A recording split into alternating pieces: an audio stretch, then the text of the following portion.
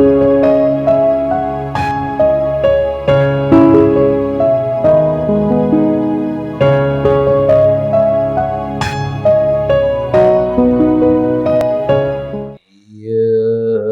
जगत सारा क्षणिक है और आत्मा एक नित्य है। आत्मा का अनुभव बस एकमात्र नित्य है। कहा न राज को करन मन, करो महान यह काज। आप्त ज्ञान के प्राप्ति है, मंगलमय सुख साज। मंगलमय सुख साज।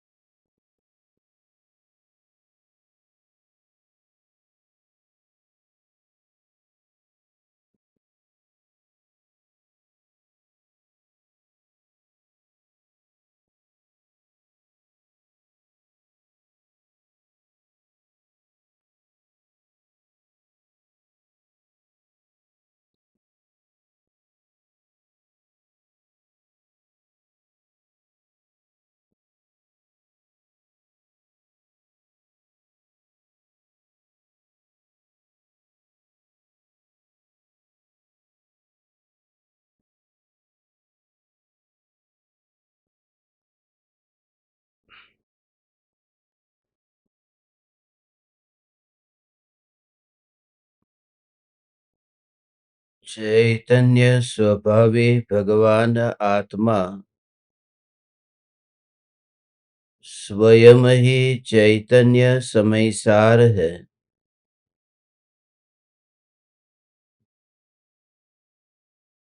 चैतन्य समयसार का प्रतिपादक ग्रंथाधिराज समयसार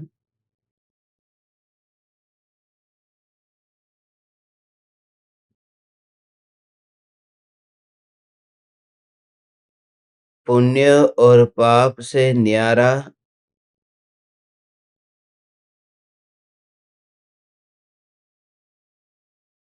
त्रिकाली ध्रुव ज्ञायक देव, यही मैं हूँ, यह सिद्ध करता है।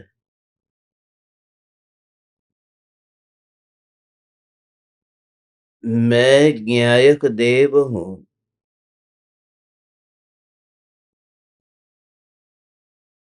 ऐसा एकत्व होने पर, अपने में अपनापन होने पर,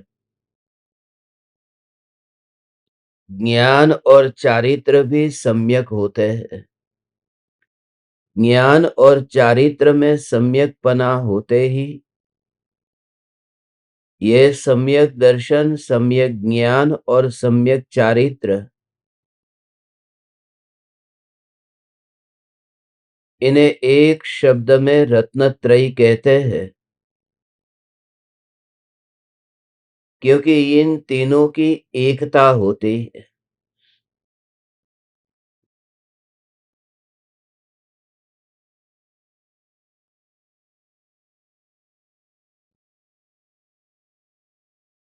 मैंने सुना है एक जंगल में अंधा और लंगड़ा दोनों ही फंसे हुए थे और उस जंगल में आग लगी। अंधे को दिखाई नहीं देता कि आग लगी है और लंगड़े को दिखाई देता है, मगर वह चल नहीं सकता और दोनों ही जलने की, मरने की तैयारी में हैं। तब आंख वाले उस लंगड़े ने अंधे से कहा कि तुझे पैर है, मैं तेरे कंधे पर बैठ जाता हूं, मैं तुझे रास्ता दिखाऊंगा और तू चलना। इस तरह से आंख वाले लंगड़े ने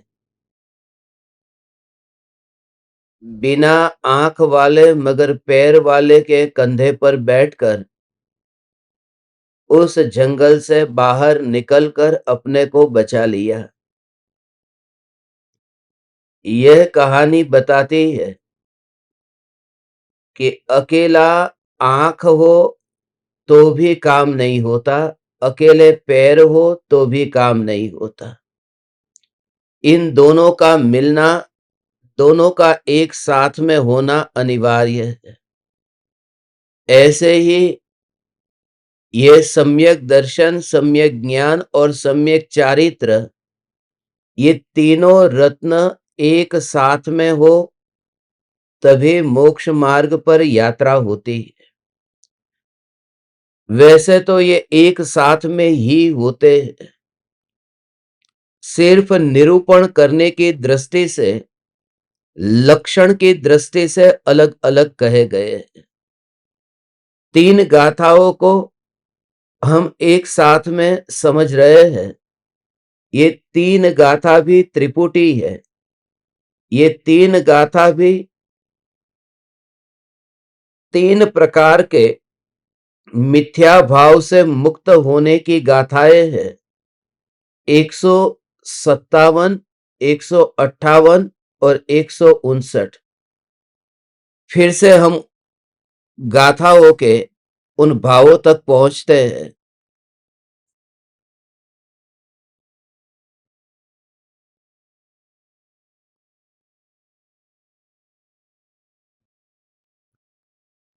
जिस प्रकार कपड़े की सफेदी मैल के मिलने से नष्ट हो जाती है,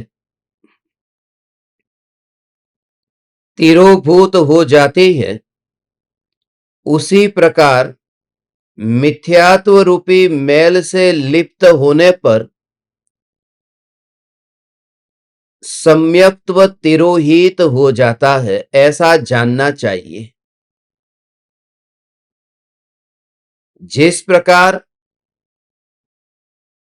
कपड़े की सफेदी मैल के मिलने से नष्ट हो जाती है, तिरोभूत हो जाती है, उसी प्रकार अज्ञान रूपी मैल से लिप्त होने पर ज्ञान तिरोभूत हो जाता है, ऐसा जानना चाहिए। जिस प्रकार कपड़े की सफेदी मैल के मिलने से नष्ट हो जाती है, तिरोभूत हो जाती है, उसी प्रकार कषाय रूपी मैल से लिप्त होने पर चारित्र तिरोभूत हो जाता है, ऐसा जानना चाहिए। आज अज्ञान संबंधी प्रकरण समझना है। ये दूसरा प्रकरण है। जिस प्रकार कपड़े की सफेदी मैल के मिलने से नष्ट हो जाती है, तिरोभूत हो जाती है, उसी प्रकार ज्ञान रूपी मैल से लिप्त होने पर ज्ञान तिरोभूत हो जाता है, ऐसा जानना चाहिए।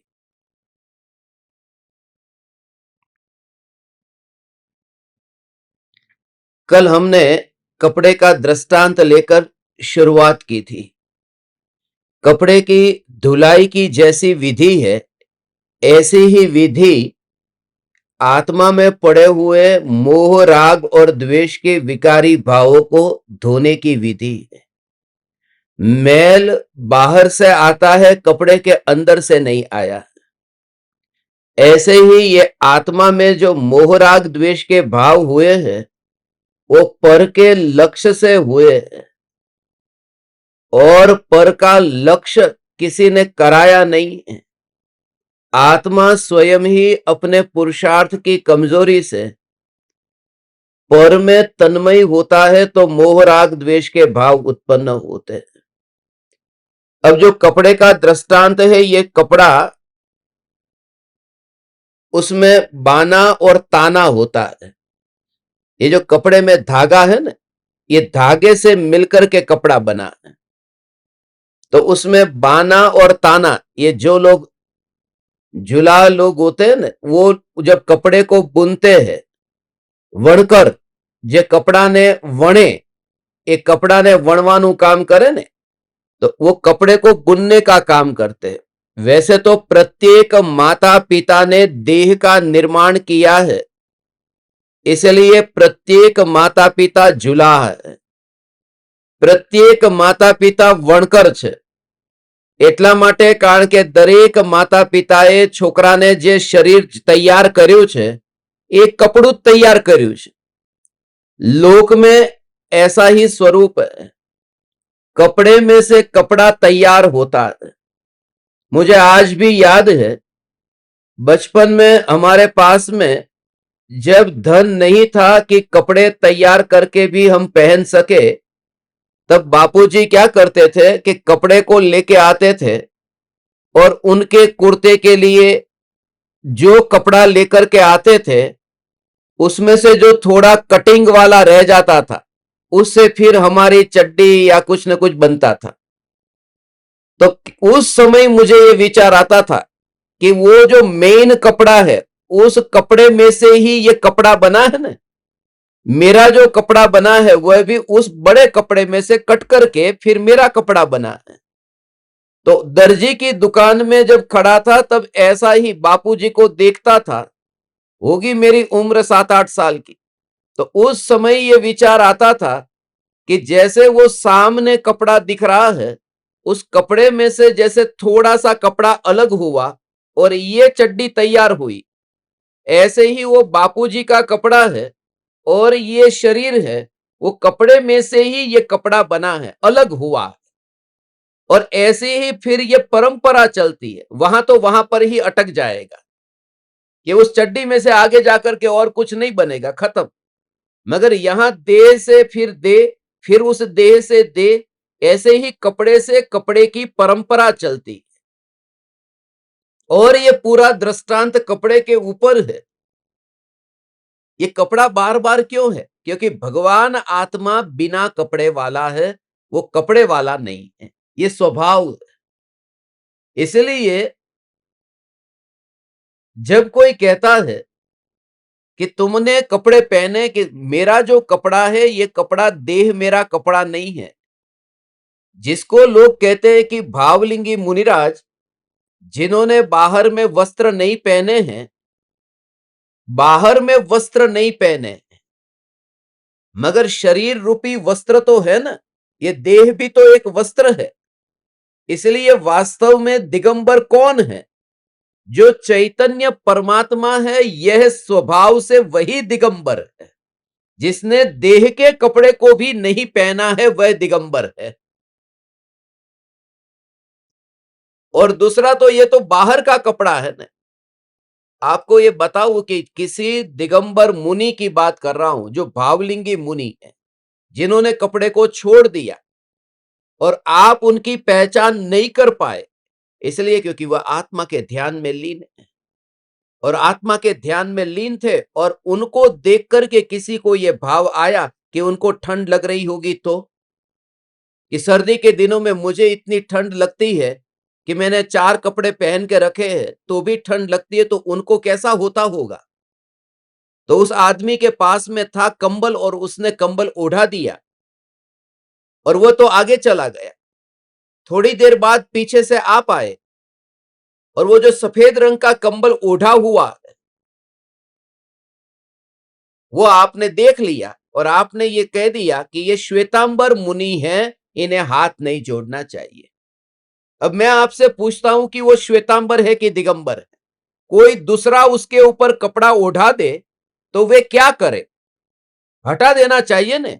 भावलिंगी साधु हटाते नहीं है, न तो वे पहनने जाते हैं और न तो कोई पहनाए तो हटाने जाते हैं। यही तो भावलिंगी साधु की विशेषता है। क्योंकि पहनने में राग है और हटा देने में द्वेष है, तो वे क्या करेंगे कि उस समय कि ये उपसर्ग हो रहा है, इतना ही जान करके उस समय स्वरूप में स्थित होंगे और वहां जो होगा। इसलिए परम कृपालु देव के बारे में जो कहा जा रहा है कि वो चद्दर को हटा देते थे, जैसे ही कोई उठाए कि चद्दर को हटा देते थे, हटाते नहीं थे। परम कृपालु देव अपने में इतने मस्त रहते थे कि उनका ध्यान नहीं जाता था। स्त्रियों को भी बहुत बार ऐसा होता है कि रसोई बनाती है, अब कहां कपड़े, कैसे कपड़े, कुछ ध्यान ही नहीं रहता। फिर जब बाहर आती है तब तैयार होकर के आती है, सिर पर ओढ़ करके आती है। आप खुद देखो ने, किचन में आप ठीक तरह से वो कपड़े को ऐसे सिर पर, जैसे अभी आप बैठे हो, ऐसे क्या किचन में आप काम कर पाओगे? कि जहां इतने अपने में, वो तो किचन का काम है और आप कपड़े को भूल जाते हो कि कपड़े कहां पर है, चुन्नी ओढ़ी या नहीं ओढ़ी, सिर तक ओढ़ी या नहीं ओढ़ी, पूरी तरह से ओढ़ी या नहीं ओढ़ी, विकल्प कहां आता है? और एक स्त्री को भी कि मैं किचन में अकेली हूं, वहां कोई नहीं। तो मुनिराज तो उस एकांत में चले गए हैं, उन्हें वो कपड़ा कहां याद आएगा कि शरीर के ऊपर किसी ने कंबल ओढ़ाया या नहीं ओढ़ाया। और परम कृपालु देव को वहां कैसे ये विकल्प होंगे? वो कपड़े से ऐसे अलिप्त हुए हैं। इसलिए ये जो दिगंबर है, कि दिशा ही जिसके कपड़े है, वो दिगंबर का अर्थ ही चैतन्य तत्व है। दिगंबर का अर्थ ये कपड़े, शरीर के ऊपर कपड़ा नहीं, उसका नाम दिगंबर नहीं है। यदि उसका नाम दिगंबर होता तो जितने भी पशु पक्षी है उन सभी को दिगंबर कहना पड़ता, क्योंकि वे भी तो बाहर से कपड़े पहने नहीं है। और जितने भी द्रव्यलिंगी मिथ्या दृष्टि है उन्हें भी दिगंबर कहना पड़ता। नगर इसलिए हमने खास शब्द मुनिराज के लिए जो चुना, खाली दिगंबर नहीं, नग्न, बच्चा जैसे जन्मा था और ऐसे ही जो हो गया। परम कृपालु देव ने जो कहा ना, उसके पीछे कारण यह है, नग्न भाव और मुंड भाव। आपने कभी यह सोचा खाली नग्न क्यों नहीं लिखा और मुंड क्यों नहीं लिखा? उसमें भाव खास करके लिखा, भाव। नग्न भाव और मुंड भाव, ये कृपालु देव की तीक्ष्ण बुद्धि का ये प्रतीक है। नग्न भाव और मुंड भाव, क्या पता, क्योंकि आज मानो कैश लॉच किया। अब मुनिराज रोज रोज तो कैश लॉच करते नहीं। अब तुमने देखा कि जिनके सिर के ऊपर बाल नहीं हो वे मुनि हैं, और उनके कैश लॉच के एक दिन पहले तुमने मुनि को देखा तो पता ही नहीं, तुम्हें लगेगा कि ये तो इतने बड़े बाल वाले मुनि कैसे हो सकते, हमने तो शास्त्र में पढ़ा। तो उस समय उनका बाल बढ़ता रहता है ना, इसलिए बाल को एक बार निकाल दिया, फिर प्रकृति यदि ऐसा करे कि बाल बढ़ जाए तो वो क्या करे? इसलिए उसके लिए कहा कि कैशलोच और ये नग्नता, इसलिए उसको कहा मुंड भाव। मुंडन तो एक बार कर दिया था, मगर उसके साथ में भाव शब्द भी जोड़ा कि बाल बढ़ते जाएंगे, ऐसे ही कोई कंबल भी ओढ़ा देगा। तो मुंड भाव और नग्न भाव पर जोर देना है। एक बार नियम से दोनों का त्याग करेगा, बाल का लॉज भी कर देगा और वस्त्र का भी त्याग करेगा, यह सत्य है। मगर उसके बाद में परम कृपालु देव कहते हैं, क्योंकि ये बाहर से त्याग नहीं करना होता तो कृपालु देव शुरुआत में ही ये क्यों लिखते, क्यारे थईशु बाह्यांतर निर्ग्रंथ जो, तो बाह्य भी लिखा था ना अंदर, बाह्य और भीतर से में हम निर्ग्रंथ कब होंगे? इसलिए कृपालु देव ने नग्न के पहले जो शब्द का उपयोग किया वो निर्ग्रंथ शब्द का उपयोग किया है, जो अनूठा शब्द है, क्योंकि ग्रंथ ही गठान है। यदि नग्न कहेंगे तो पशु पक्षी सब आ जाएंगे, मगर निर्ग्रंथ कहेंगे तो भावलिंगी मुनि आएंगे। निर्ग्रंथ, जिनके भीतर की ग्रंथियां सब छूट गई है, मुनि की भूमिका के योग्य।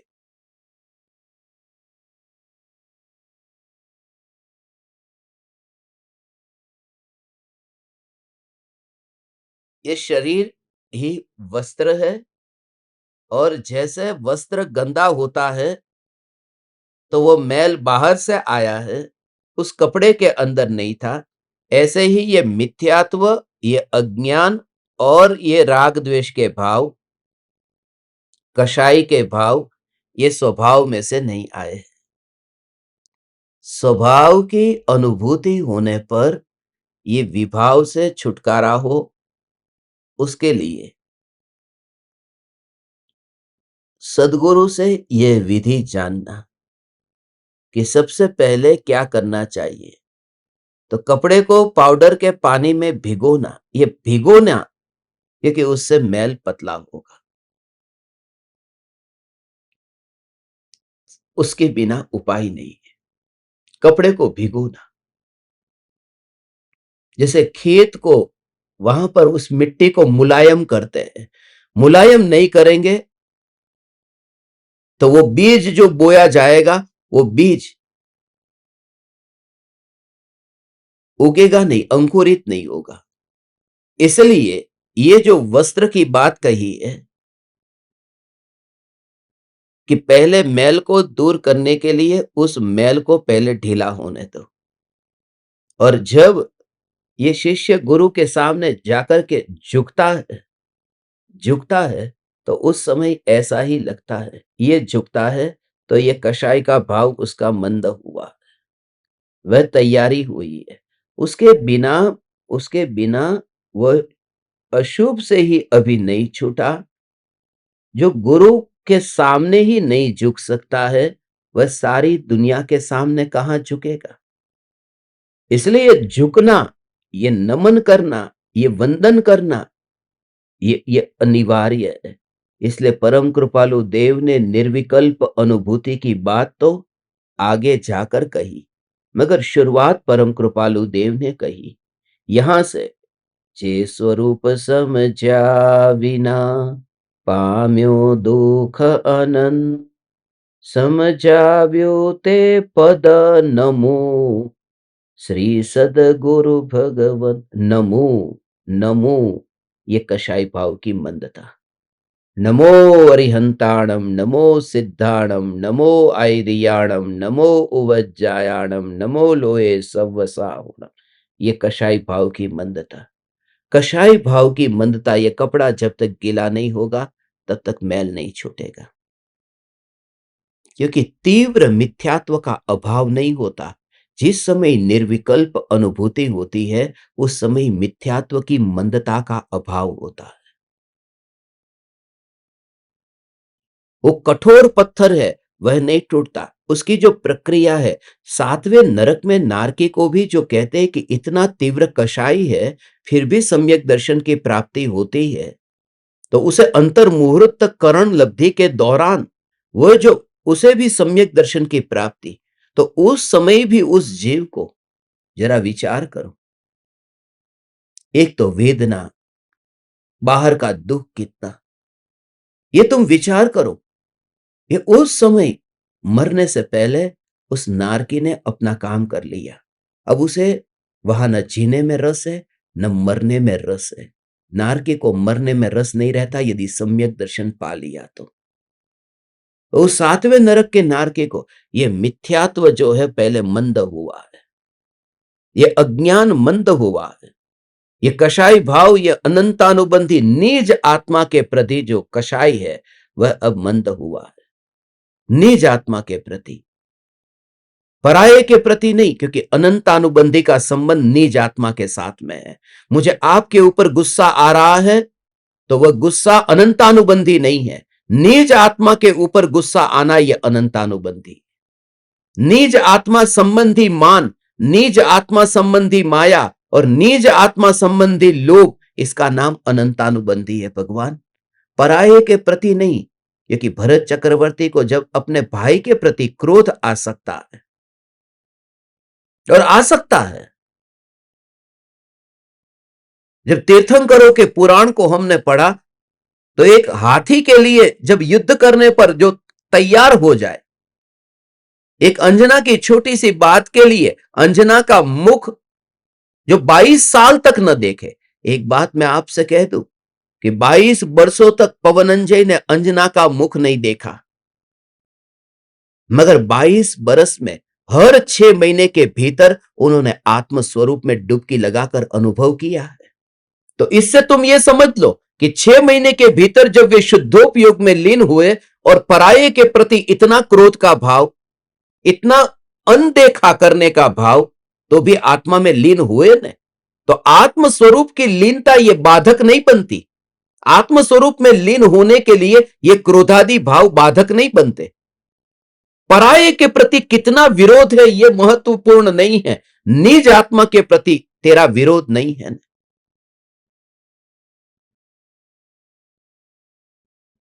और यही बात जैसे वहां पर द्वेष की है, जहां पर उसे नहीं देखना है। दोनों कषायों में तुम देखो ने, पवनंजय को अंजना के प्रति कैसा भाव है, नहीं देखना है, नहीं देखना है, नहीं देखना है। और राम को सीता के प्रति कैसा भाव है कि सीता को देखना है, कहां है मेरी सीता।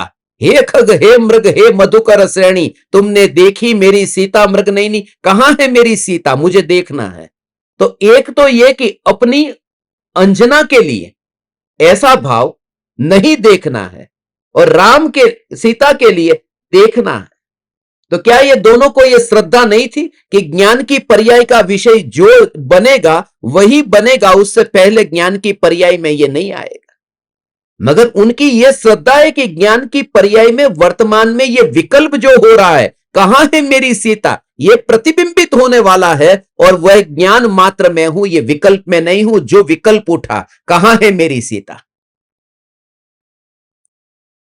उस समय भी वो सीता को नहीं जान रहे, उस समय भी वो सीता के राग को नहीं जान रहे, उस समय भी वो सीता जहां प्रतिबिंबित, और सीता का राग भी जहां प्रतिबिंबित हो रहा है, उस ज्ञान की अनुभूति ही राम को हो रही है। इसलिए तो राम वैदेही राम है, इसलिए तो पवनंजय वैदेही पवनंजय है। समस्त सम्यक दृष्टि देह होने पर वैदेही है, इसलिए तो कृपालुदेव गुरुदेव ये वैदेही है। और हे ज्ञान दीपक, तेरा भी अगला चरण यही है कि तू वैदेही, वैदेही माने बस जहां देह होने पर भी देह के परमाणु नहीं है, जहां देह के परमाणु होने पर भी वो देह में रहते ही नहीं। वो सीता के देह को ढूंढने के लिए लंका नहीं गए, वो राग का विकल्प था जो गया है, क्योंकि राम तो वह है जिसने अपने देह का भी अब फिक्र नहीं की है।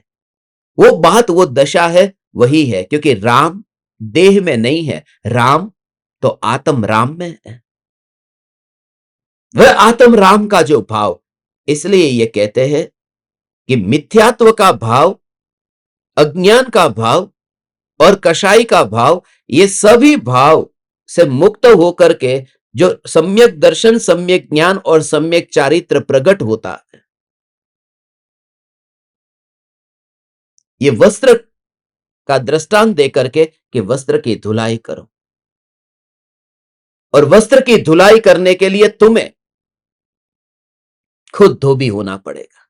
यहां कोई दूसरा धोबी काम में नहीं आएगा। इसलिए सम्यक दृष्टि का दूसरा नाम धोबी है। सम्यक दृष्टि माने धोबी, जिन्होंने उस मैल को धो डाला है। शब्द कैसा लगेगा, सम्यक दृष्टि को धोबी कहे, कोई तुम्हें कहे कि ये धोबी, तो कैसा लगेगा।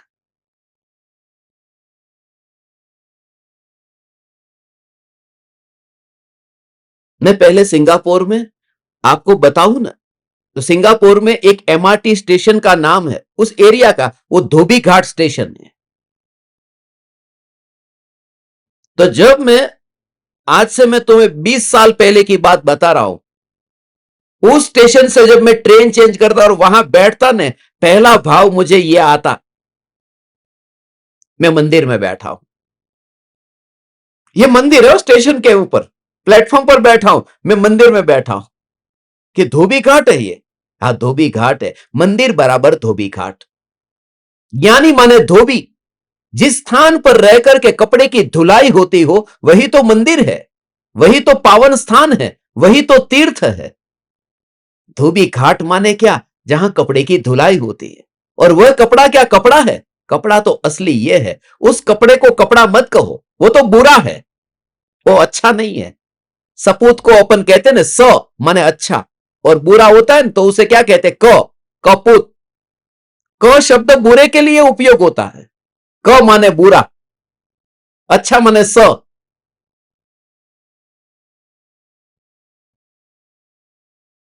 ऐसे ही जो अच्छा रोड होता है ना उसे रोडपति कहते हैं, और बुरा रोड होता है उसका जो पति बनता है उसे करोड़पति कहते हैं।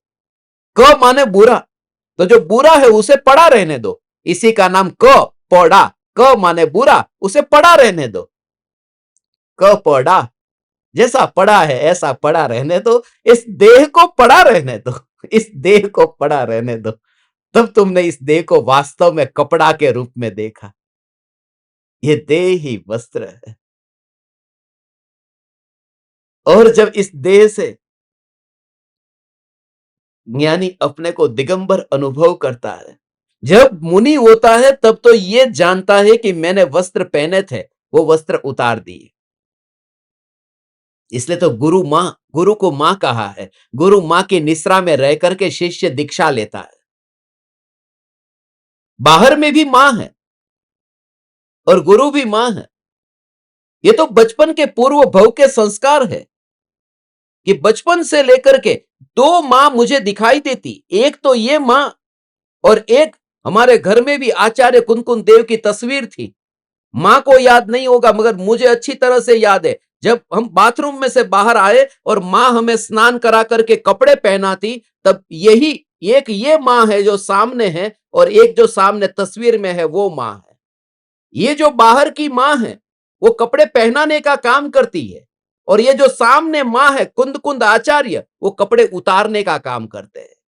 गुरु दिगंबर दीक्षा देंगे और मां वस्त्र पहनाती है। दोनों मां का काम अलग अलग है। एक मां ने संसार में लाया है और एक मां संसार से मोक्ष में भेजने वाली है।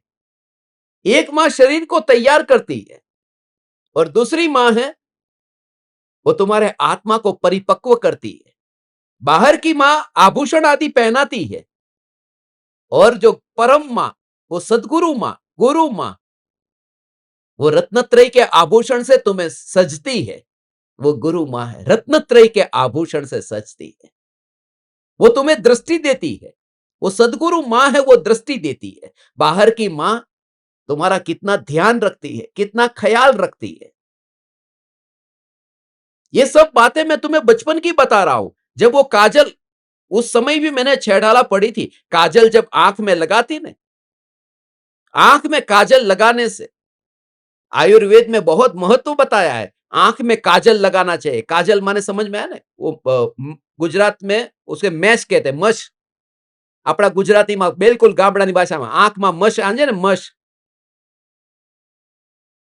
तो उसको मैश को करते हैं। ऐसा ऐसा ऐसे ही मैश करते हैं। जैसे वो टमेटो केले को कैसे भाजी बनाते समय मैश करते हैं ना, ऐसे यहां पर आंख में ऐसा मैश करते हैं काजल लेकर के। तो वो लगाने से क्या होता है कि वो आंख है, वो आंख दृष्टि बिल्कुल स्पष्ट रहती है, आंख अच्छी रहती है। तो मां जब ये आंख को ऐसे सजाती है, उस समय दृष्टि स्पष्ट रहे, दृष्टि स्पष्ट रहे, स्वच्छ रहे, मां का यह काम है। और गुरु मां भी दृष्टि को सजाती है। मगर दोनों में एक बात है कि जब मां ये काम करती है कि काजल लगाती है, तब हर एक बच्चे को जलन होती है। थोड़ी देर के लिए चुभता है, बच्चा मना भी करता है, नहीं मां नहीं लगवानी, नहला दिया वो ठीक है, मगर काजल मत, काजल का नाम आते ही लगता है, जलन होती है ना। मगर मां मां है, गुरु मां है। वो तुम्हें प्रेम से, वात्सल्य से पहले बिठाएगी, आजा बैठ जा, और फिर दो चार चपाट भी मारेगी ऐसे, और फिर कहेगी तेरी दृष्टि की बीमारी को दूर करने के लिए तुझे काम में आएगा, ये चिंता मत कर, तू समय पर बैठ, तू सत्संग सुन, तू कठोर मत हो, तो तेरे भीतर में दया, शांति, समता, क्षमा के भाव को साथ में रख, तू तत्व का प्रचार कर, तू वितरागी वाणी का प्रचार भी कर। तू अकेला ध्रुव ध्रुव नहीं कर सकता, क्योंकि इसके अलावा क्या करेंगे? 24 घंटे स्वरूप में लीनता, शुद्धोपयोग तो नहीं रहेगा ना। तो दूसरे की निंदा करना, इधर उधर की चर्चा करना, किट्टी पार्टी में जाना और यहां वहां के फालतू के फॉरवर्ड्स भेजना, इससे अच्छा चैतन्य परमात्मा की पुकार और जो अनंत भव को नष्ट करने वाली जो पुकार है, ऐसी वितराग वाणी का प्रचार क्यों नहीं करना? इसलिए प्रमादी हुए बिना, स्वच्छंदी हुए बिना हमने दोनों ये काम शुरू किया। समय सार पर सत्संग भी होगा, समय सार पर चिंतन भी होगा और साथ साथ में समय सार का प्रचार प्रसार भी होगा। क्योंकि मैं उस स्थिति में नहीं पहुंचा। यदि तुम पहुंच गए तो धन्य हो, तुम्हारे चरण इधर फैलाना, हम तुम्हारे चरण को चूमने तैयार हैं। मगर इस काल में उतनी दशा नहीं आती है। आचार्य कुंकुन देव को जब नहीं आई थी तभी तो उन्होंने समयसार लिखा, नहीं तो समयसार लिखते क्यों? जब वे अपने स्वरूप में लीन नहीं रह पाए ना, और हर अंतर मुहूर्त में बाहर आकर के फिर लिखना, और हम तो 24 घंटे में एक बार 1 घंटे के लिए बैठना हो तो भी ध्यान से ठीक तरह से बैठ नहीं पाते। ये तीनों गाथाएं पाप और पुण्य दोनों से छूटने की बात कहती। थोड़े दिन पहले ही ये कपड़े के विचार से मुझे एक विचार और आया कि ज्ञान दीपकों के लिए जो ये चुन्नी तैयार हो रही है, तो उसके ऊपर मैं लिखवाने वाला था, जैसे वो राम नाम की चदरिया होती है ना, राम की चदरिया, ऐसे ही तुम्हारी चुन्नी के ऊपर चैतन्य चैतन्य चैतन्य की चुनरिया ऐसी ओढ़ करके तुम बैठो, कैसा लगेगा? सब चैतन्य की चुनरिया। घर में प्रॉब्लम हो जाएगा, ये व्हाइट तक तो ठीक है, व्हाइट में प्रॉब्लम नहीं होता, मेहमान आए तो ठीक है, मगर वो चैतन्य चैतन्य लिखा होगा ना, तो अभी जो हालत है उससे भी खराब हालत हो जाएगी। मगर एक बात उससे मुझे जो याद आई वो मैं आपसे कहता हूं। ऐसे बहुत से लोग गांव में होते थे जो नोटबुक के अंदर राम राम राम राम लिखते हैं, आपको मालूम है? राम से नोटबुक भर देते हैं।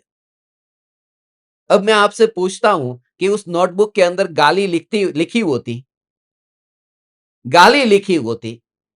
तो नोटबुक, उस नोटबुक को क्या कहते कि ये नोटबुक भरी हुई नोटबुक है, और उसके ऊपर राम राम राम लिखा तो भी क्या कहा जाएगा? ये भरी हुई नोटबुक है, कोरी नहीं है।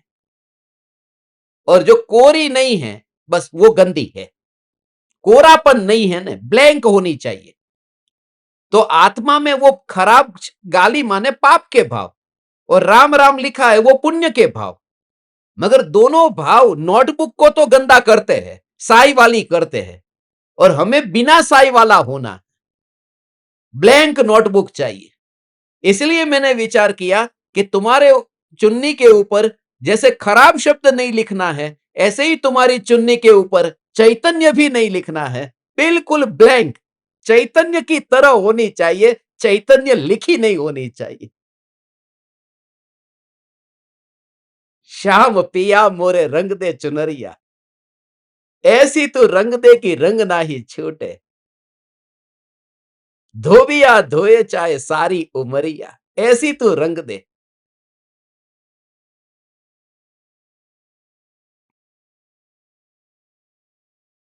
मैं तो कहता हूं कि तुम्हारी चुन्नी बिल्कुल धुल जाए, उसके ऊपर रंग न रहे, उसके ऊपर तुम असली स्वभाव में आ जाओ, जैसा तुम्हारा वास्तविक स्वभाव था उस स्वभाव की अनुभूति तक तुम पहुंच जाओ। ये तीनों गाथा वो कपड़े को याद कराती है। तुम धोबी हो जाओ, तुम कपड़े को धो।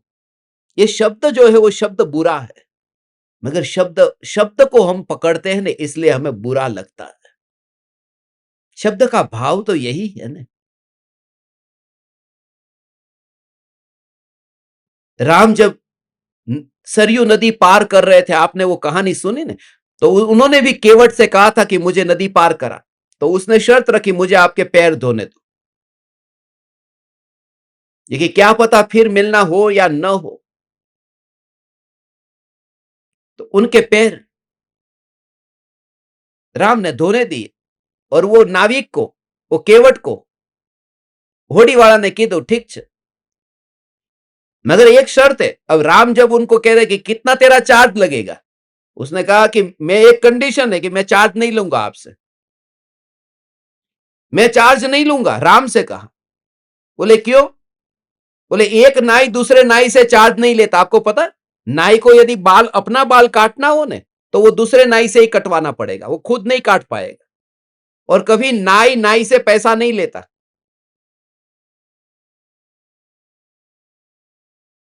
एक एक जाति का व्यापार है ना, इसलिए पैसा नहीं लिया जाता।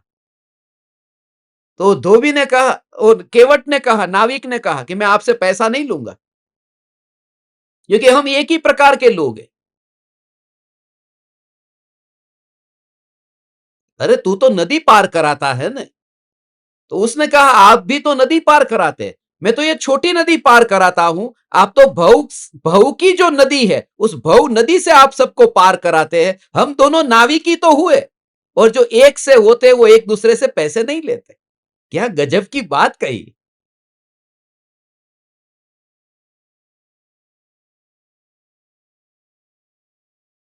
इसलिए नाविक शब्द, धोबी शब्द, ये शब्द ऐसे है, मगर शब्द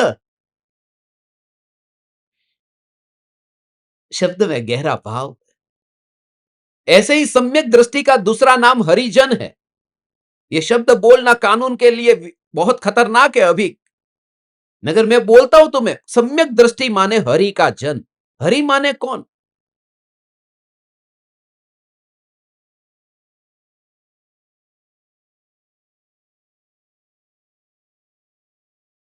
जिसने विकार के भाव का हरण कर लिया, वह हरि। अरिहंत कहते हैं ना, अरिहंत, जिसने शत्रु का नाश किया। और उसका जो जन,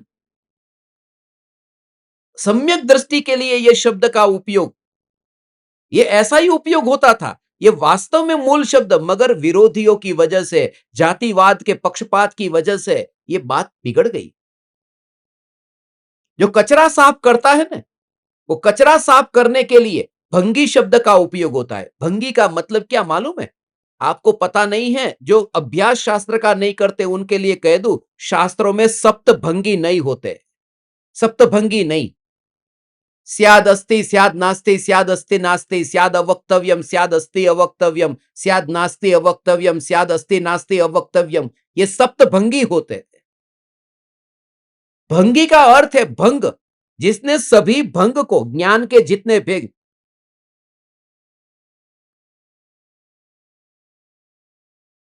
ज्ञानना જેટલા ભંગ છે, वो समयसार की स्तुति में नहीं आता? भंग को, सभी भंग को छेदने वाला ये ग्रंथ है। सभी भंग, निश्चय नहीं एक भंग है, व्यवहार नहीं एक भंग है। तो सभी भंगों को जिसने समझ लिया है, माने सभी ज्ञान के पहलुओं को समझ लिया है, सभी नई विवक्षाओं को जिसने समझ लिया है, जिसके भीतर में सभी नयों का ज्ञान अब प्रकट हो गया है, और उस ज्ञान के प्रकट होने से उसके अज्ञान का कचरा दूर हुआ है, उस कचरे को साफ करने वाले को भंगी कहते हैं। मगर फिर उस ज्ञानियों का विरोधी लोग होते थे, जैसे ज्ञानी के विरोधी होते हैं ना, टोडरमल जी के विरोधी हुए, नहीं तो उनको हाथी के पैर के नीचे क्यों कुचलवा दिया? वो तो चलो सम्यक दृष्टि, मगर लोक में भी जो अच्छा काम करने वाले माने जाते हैं, लव, प्रेम। अब जीसस को पूरी दुनिया में प्रेम के प्रतीक के रूप में मानते हैं ना, तो जीसस को भी सूली पर चढ़ा दिया ना, विरोधी तो हो गए थे ना उनके भी।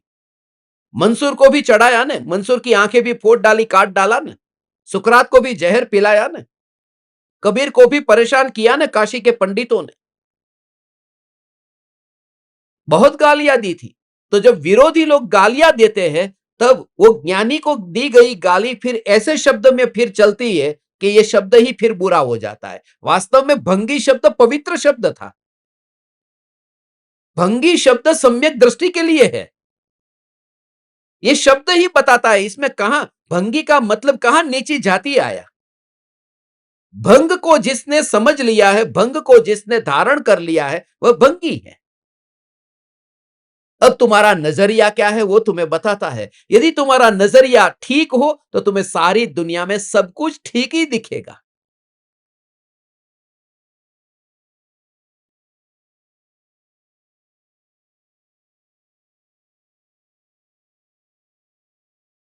सब जगह जहां जहां देखो वहां मुझे कहीं पर भी किसी में भी दोष नहीं दिखाई देते। बस वो शब्द के रूप में ही ये जितने भी शब्द है वो शब्द बदलते गए। आज का दिन फ्राइडे का दिन है ना, आज गुड फ्राइडे है। गुड फ्राइडे क्या है?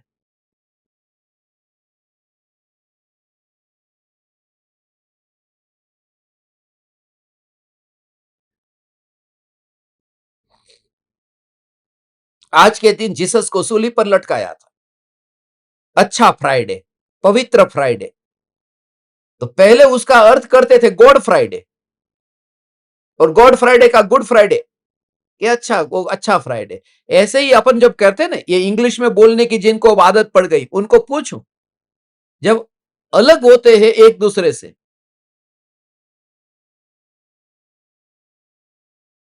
गुड बाय, गुड बाय, ये गुड बाय का अर्थ क्या है? अच्छा बाय। उसका असली अर्थ था गॉड बी विथ ये। उसका अर्थ था गॉड बी विथ ये, कि भगवान तुम्हारे साथ में रहे सदा। अब हम विदा होते हैं तो पर से जब अलग होते हो तो तुम निज परमात्मा के साथ में अब अभेद रहो। पर से अलग हो गए ना, तो गुड बाय का मतलब है कि गॉड बी विथ ये, माने तुम निज चैतन्य परमात्मा के साथ में अब अभेद हो जाओ। इसका नाम गुड बाय है। मगर शब्द हम बोलते जाते, पूजा में रोज रोज बोलते, मगर भाव कौन ग्रहण करता है? आज समझ में आया है भेद ज्ञान, ये सब आज समझ में आया है। ये तो कल तेरी समझ में आ गया था, क्योंकि कल भी तूने ये पूजा बोली थी।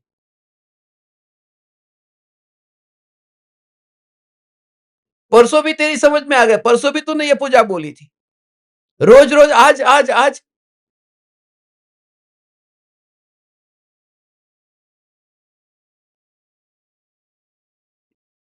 शब्द रह जाते हैं, भाव मर जाते हैं, प्राण चले जाते हैं, मुर्दे पड़े रहते हैं। ऐसे ही इजिप्त में मम्मी रह गए, प्राण निकल गए, हजारों वर्षों तक मुर्दे रह जाते हैं। और महिमा उस प्राण की है, भाव की है, और ज्ञानी के हृदय में वह भाव है। कृपालु देव कहते हैं, शास्त्र में शब्द है, भाव तो ज्ञानियों के हृदय में।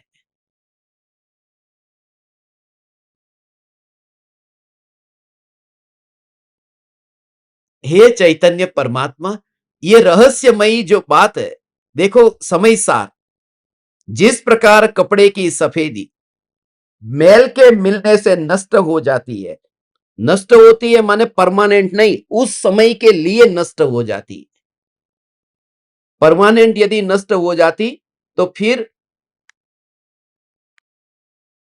धोने की कोई सुविधा ही नहीं रहती।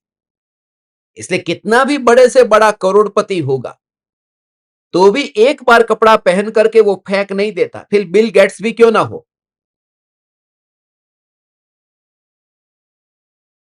और वो जानता है कि कपड़ा गंदा हुआ।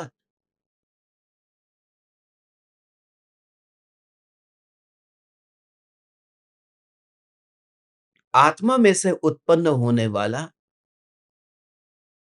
आत्मा का मैल, ये शरीर में से पसीना निकलता है, वो कहां से निकला? शरीर में से ही निकला ने। तो शरीर में जब हमारा अपनापन है तो फिर उस पसीने को ऐसा करके पहुंच क्यों देते हैं? ऐसा करके पसीने को अलग क्यों कर देते? थोड़ी देर पहले तो वो शरीर के रूप में था, मगर समझ लिया ये मैल है। ऐसे ही मलमूत्र है, ये गंदा कपड़ा है। और सचमुच आपको कहे न, परमात्मा की जब भक्ति होती है, you just feel the connection, कि परमात्मा की भक्ति होती है तब वस्त्र को साथ में रख करके नहीं होती। ये असली बात यह है। ये बाहर की बात, तुम जो कहना है, जो कहना है, जो करना है सो करो, मगर असली बात यह है कि स्त्रियों को वह 5 दिन के लिए गंदे कपड़े के साथ में मंदिर में नहीं जाना चाहिए, क्योंकि कपड़े गंदे हो, खून वाले कपड़े से भगवान के मंदिर में नहीं जाते। असली बात यह है कि खून वाला ये देह है, उसे लेकर के त्रिकाली ध्रुव न्यायक में नहीं जा सकते, इसलिए इस देह को बाहर ही छोड़ना होगा। असली भाव यह था, असली भाव यह था। मगर वो असली भाव मर जाता है। गंदे कपड़े को, जो खून वाला देह है, खून वाला ये शरीर, उसे लेकर के न्यायक देव के दर्शन नहीं हो सकते। तो उस पर्याय को खून की अनुभूति से मुक्त होना होगा कि ये देह नहीं है, यहां ज्ञान है। और ज्ञान से ही न्यायक, ज्ञान से ही न्यायक जानने में आता है। ज्ञान से ही न्यायक न्यायक न्यायक न्यायक, ये ज्ञान से जानने में आता है।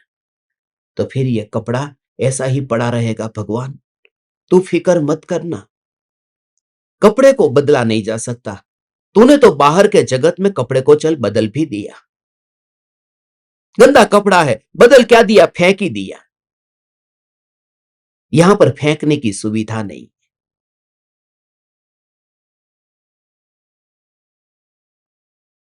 यहां पर कपड़े को धोया भी नहीं जा सकता, क्योंकि देह को जितना तुम धो करके बाहर आओ, फिर यह गंदा होता है।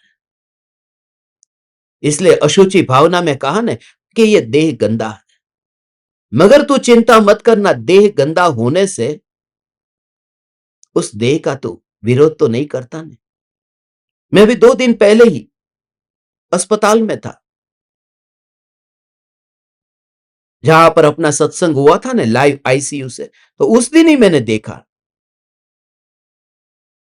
एक डॉक्टर है। अब जो पेशेंट को, आप सबको पता होगा, पेशेंट को जब वो चेक करते हैं तो वो उंगली से पेशेंट को चेक करते हैं। उनके पीछे के भाग में अंदर उन्हें चेक करना था, अब वहां विस्टा भी होगी, तो उनकी उंगली में विस्टा भी चुभेगी कि अंदर कहां कहां इंफेक्शन है, क्या है, तो वो चेक करना था। तो उंगली में अब वो मल आया है, तो उसने बाहर आकर के हाथ को धो दिया। तो मैं जब उनको देख रहा था कि ये फिर इस हाथ से ही खाना खाएंगे, क्योंकि वो राइटी है, उनको लेफ्ट वाली उंगली सूट नहीं होती, क्या करें। तो उस डॉक्टर ने कहा कि कभी विचार ही नहीं आता जब मैं भोजन करने बैठता हूं, क्योंकि हाथ धुल गया, अच्छी तरह से साबुन से हाथ धो दिया। तो इतना गंदा विस्टा वाला हाथ होने पर भी उस हाथ को धो देकर,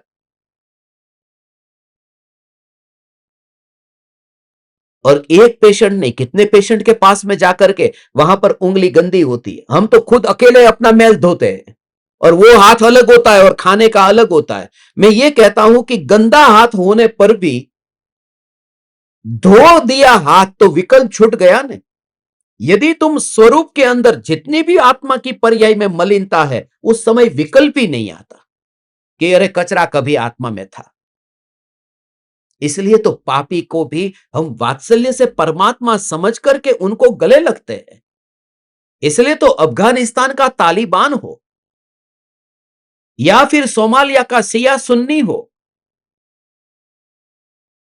या फिर पाकिस्तान का कोई बोरा मुस्लिम हो, कोई भी हो,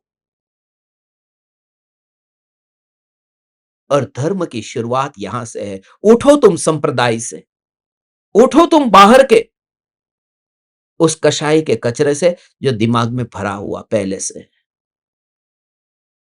तब तुम कनेक्शन फील कर पाओगे, तब आचार्य कुंदकुन देव की बात समझ में आएगी।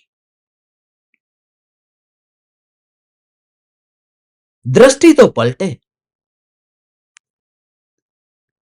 मगर वो दृष्टि में ही, मेरी दृष्टि में ही कहीं ना कहीं भूल है।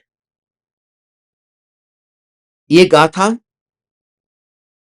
अज्ञान से छूटने के लिए, तुम्हारा आत्मा वर्तमान में मलिन हुआ है बस, और मलिन भावों को तुम निर्णय करो कि ये भाव आए हैं, लेने या नहीं लेने, ग्रहण करने या नहीं करने। तुम्हें कोई गंदा कपड़ा देता हो तो तुम गंदे कपड़े को लोगे नहीं, नहीं कि गंदा हो गया। ये शरीर ऐसा ही तो है, हलवा है।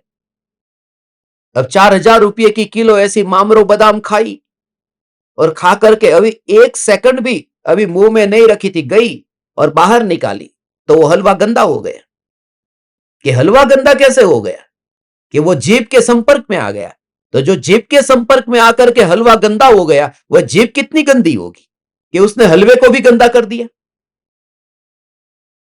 और वह हलवा पेट में गया।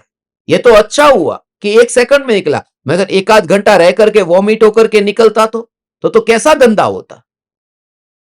और यदि 8-10 घंटे रह करके फिर विष्टा के रूप में निकलता तो और कैसा गंदा होता। तो जिस शरीर के संपर्क में आकर के वो जो शुद्ध हलवा था वह भी गंदा हो जाता है, तो ये देह कितना गंदा होगा। और इस देह की गंदगी को देख करके नफरत नहीं करना, क्योंकि पानी तो दुनिया की सभी वस्तुओं को निर्मल करता है ना। कपड़े को पानी से धोते, हम तो जो भी वस्तु गंदी होती है तो कहते पानी से धो दो।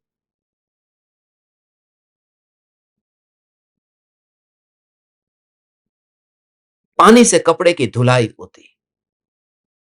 मगर देह ऐसा है कि देह में यदि मुंह में पानी गया और बाहर निकाला तो गंदा निकलेगा। पानी कुल्ला करके 1000 बार कुल्ला करो, 1001वीं बार निकालो तो पानी गंदा ही निकलेगा। इस देह में कभी पानी साफ होता ही नहीं है। ये देह कितना गंदा, कितना कीचड़। मगर देह को कीचड़ इसलिए नहीं कहा कि तुम देह के प्रति नफरत करो। देह को कीचड़ कहा है क्योंकि देह को देख करके तुम्हें यह एहसास हो कि इस कीचड़ में रह करके भी जो मलिन नहीं हुआ है और स्वभाव से शुद्ध ही रहा, यह चैतन्य तत्व में।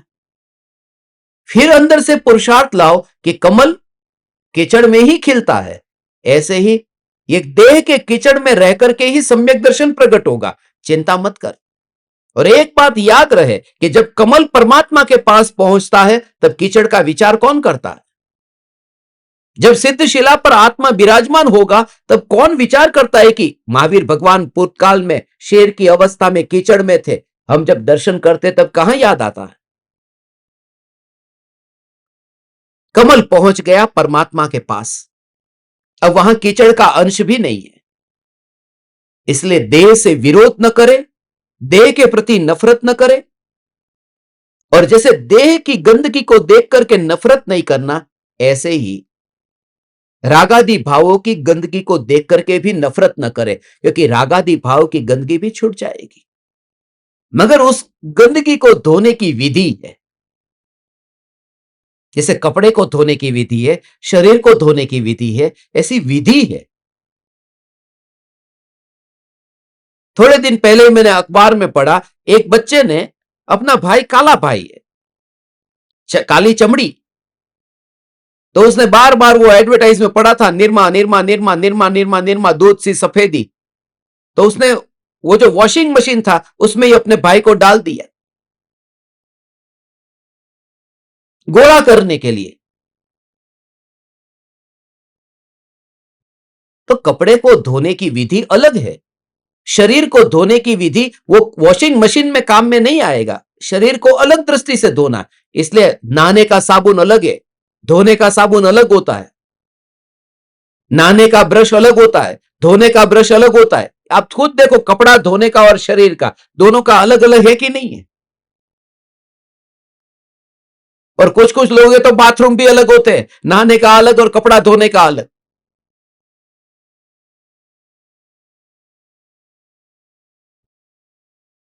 जब ये कपड़े और ये कपड़े धोने की विधि अलग अलग है, तो आत्मा को धोने की विधि तो बिल्कुल निराली है। और वह विधि जो सिखाते हैं वो आचार्य कुंदकुंद देव है, वह परम कृपालु देव है, वे गुरुदेव है। हे चैतन्य परमात्मा, ये कपड़ा साफ हो जाएगा, थोड़ी मेहनत कर। गुरुदेव कहते थे ना, घाचीनी घाણીમાં જે કપડા મેલા થયા હોય એ એક સાથે આમ અત્યારે ન ધોવાય, ધીરે ધીરે ધીરે ધીરે કરતા એના ઉપર બ્રશ લાગે ને ત્યારે ધોવાય। तेली के, तेली होता है ना जो तेल निकालता है तेल में से, तो उसके वहां पर वो जो उसके कपड़े थे वो गंदे हुए, तो एक बार की धुलाई से गुरुदेव कहते थे वो नहीं जाएगा मैल। एक तो धूल उड़ती है और वहां तेल भी है, तो तेल की वजह से कपड़े के अंदर और ऐसा दाग लग जाता है कि एक धुलाई में जाता नहीं। तो ये मोह के तेल से, ये कर्मों के बंधन ऐसे हुए हैं कि मैल लगा हुआ है, मगर तू तत्व विचार का पुरुषार्थ करके उस मैल से मुक्त हो सकता है। तो बिल्कुल चिंता मत करना, तेरा कपड़ा भी निर्मल होगा जो स्वभाव से ही निर्मल है। इस वस्त्र के संबंध में, वस्त्र को धोने के संबंध में कल एक बात और करनी है। 159वीं गाथा हम कल लेंगे। आप सभी साधकों को देख करके मेरा हृदय गदगद हो गया है। आज तुम सब लोग, सब के सब ज्ञान दीपक को देख करके देखो, कोई ज्ञान दीपक एक आध दो को छोड़ करके प्रत्यक्ष ज्ञान दीपक में सबके सब ज्ञान दीपक आज आए हैं। आप ऐसे ही पधारते रहे। यहां पर जगह है हमारे पास में, जूम में जितने होंगे उतने समा जाएंगे।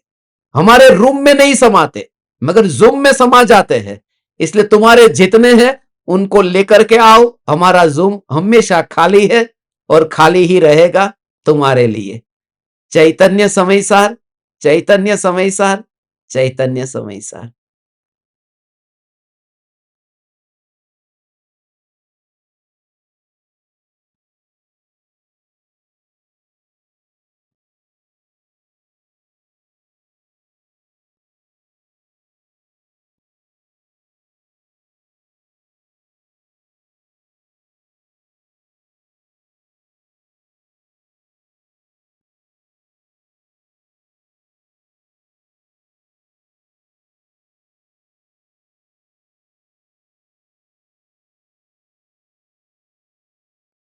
अहो अहो श्री सद्गुरु करुणा सिंधु अपार, इस पामर पर प्रभु किया अहो अहो उपकार, अहो अहो उपकार। देह सहित जिनकी दशा वरते देहातीत, उन ज्ञानी के चरण में हो वंदन अगणित, हो वंदन अगणित, हो वंदन अगणित।